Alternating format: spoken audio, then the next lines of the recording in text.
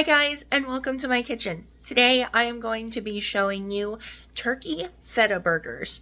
Now these are so good. We are actually putting everything inside of our burger. So we're going to do some feta, we're going to do some greens in there, and they are so delicious on top of being very healthy for you. So let's get started. So the first thing that we want to do is get a skillet on medium heat here. And we want to just put a drizzle of olive oil or avocado oil in there. And then we are going to saute up 1 medium chopped onion and about 4 garlic cloves.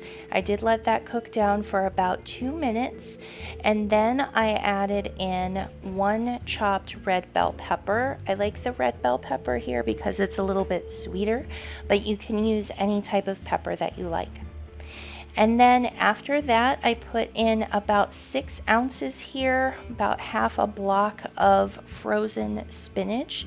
And you could use kale here as well, frozen, or you could use fresh or frozen kale or spinach. Either one would work, just to get some greens in there.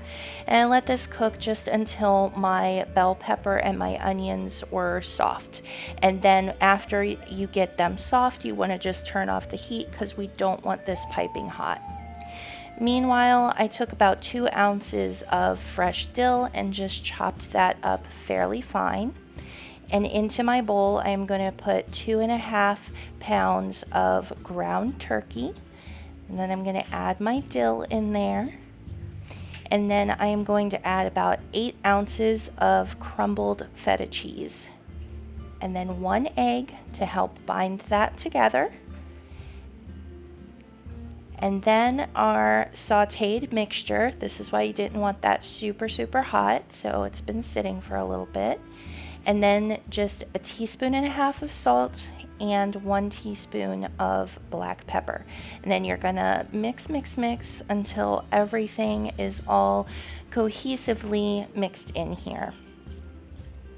Now what I did was I formed these into slightly smaller patties, not exactly burger size, because this night I wasn't eating it as a burger, even though they're turkey feta burgers. I was doing a low carb night, so I just formed these into patties and served several of them.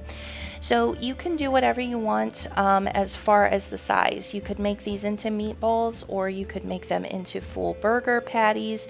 Whatever works for you, whatever form works for you, you can just kind of mold this into whatever form and shape that you need for that night.